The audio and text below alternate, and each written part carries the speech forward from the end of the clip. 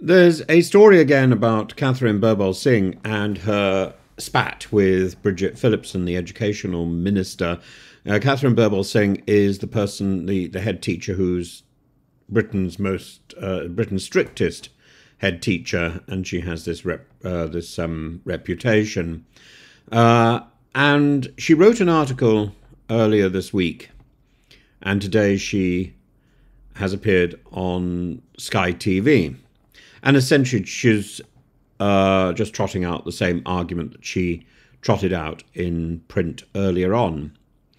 And her latest battle cry against Bridget Phillipson is that Bridget Phillipson is a Marxist. The evidence: a meeting in which allegedly water was withheld. Yeah, you've heard that one correctly.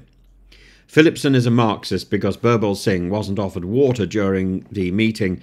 One might call this reasoning a bit parched. Now, before we have a look at this arid absurdity, it's worth looking at the root of the disagreement, and the disagreement is sound. Phillipson, the Education Secretary, has proposed reforms that would bring greater standardisation to the school system, ensuring that all academies follow a core national curriculum and that new teachers must meet qualification standards. Birbal Singh, a champion of discipline and autonomy in education, sees this as an oppressive centralisation of power tantamount to a Stalinist 5-year plan, presumably involving enforced phonics and collective farming of school dinners. The first and most glaring fallacy here is the non sequitur, when the conclusion doesn't logically follow from the premise. And Birbal Singh is arguing that Phillipson's supposed ideological leanings, being a Marxist, are evidenced by the fact that she and her colleagues didn't provide Birbal Singh with water. I regret to point out that Marxist Communist Manifesto contains no clauses about rationing water during meetings. Lenin didn't seize the Winter Palace by denying people cups of tea. And yet, according to Birbal Singh, this lack of hydration is proof of Phillipson's Marxist authoritarianism. It isn't.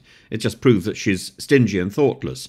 Another fallacy at play here is the hasty generalisation, and this occurs when a broad claim is made based on insufficient evidence. And in this case, one awkward meeting, possibly a scheduling oversight, possibly the result of an irritated secretary, is being extrapolated into a grand theory about Phillipson's desire to nationalise education and impose Red Army discipline upon unsuspecting 7-year-olds or year 7s. And imagine applying this logic elsewhere. You once visited a shop where the assistant was rude, therefore capitalism is inherently cruel and exploitative. Both those facts may be true, but they're not necessarily true together. You found a French restaurant that didn't serve croissants. Appalling. Therefore, France has abolished its pastry industry. Absurd. You were caught in the rain once, therefore global warming is a hoax. And you see the problem. The problem is that it's about basic logic. And then there's the one that people in the comments love, the post hoc ergo propter hoc fallacy, assuming that because one thing has happened before another, the first thing must have caused the second. It doesn't. Birbal Singh assumes that because she didn't receive water and Phillipson is proposing a policy she dislikes, these two things are linked. They're not. In reality, there are numerous explanations. The meeting was running late. No one had thought about refreshments. The Labour team had been reading about resilient children and decided to test Birbal Singh's own values. There was, in fact, a jug of water, but it was placed in the far left section of the room. There's no end of opportunities. And in fact, we could end up with some Gettier examples if we really started to think carefully. And then there's the ad hominem issue, the ad hominem attack. When somebody criticises a person instead of their argument, calling Phillipson a Marxist is a way of sidestepping the actual policy debate. And I think that's a little bit. It's not what I expected of the strictest head teacher. Instead of addressing the merits or the flaws of the proposed reforms, and I don't think there are any merits in these proposed reforms, Birbal Singh simply slaps on a scary label and hopes that people will recoil in horror, imagining gulags full of unqualified history teachers. In reality, Phillipson is about as Marxist as a Waitrose meal deal. and Labour's current education policy would not be out of place in a centre-right European government. And yet, because it involves regulation, Birbal Singh jumps in with the conclusion that we are mere days away from replacing school bells with hammer and sickle sirens. Finally, there's the appeal to emotion, using a personal grievance to evoke sympathy and distract from the real debate. Now, I'm all in favour of ad hominem arguments and of emotional arguments, but I would like to signal that this is what I'm using by grinning or raising an eyebrow or trying to tell a joke without cracking a smile. By focusing on her own apparent mistreatment, Birbal Singh is attempting to turn a policy discussion into a personal injustice.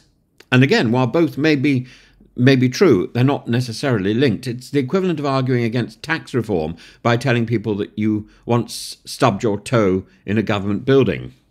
And if being denied water is now the benchmark for Marxism, we must reassess the entirety of British history and world history. The person who forgets to fill up the office kettle, Trotskyite saboteur. We would expect that probably the kettle has been stuffed with somebody's wooden shoes. The waiter who ignores your request for a refill, a Maoist revolutionary. The friend who drinks the last of the wine, full-on Bolshevik, as opposed to somebody familiar with Mary Renault. Ultimately, the discussion about academy freedoms is a legitimate one. Should schools be centrally regulated for consistency, or should they have autonomy to innovate? Reasonable people can disagree. But Birbal Singh's claim that Phillipson's policies are invalid because she personally didn't like her meeting is a detour into the absurd. And if you're going to debate the future of education, let's at least ensure that our arguments hold water, even if the meeting room doesn't.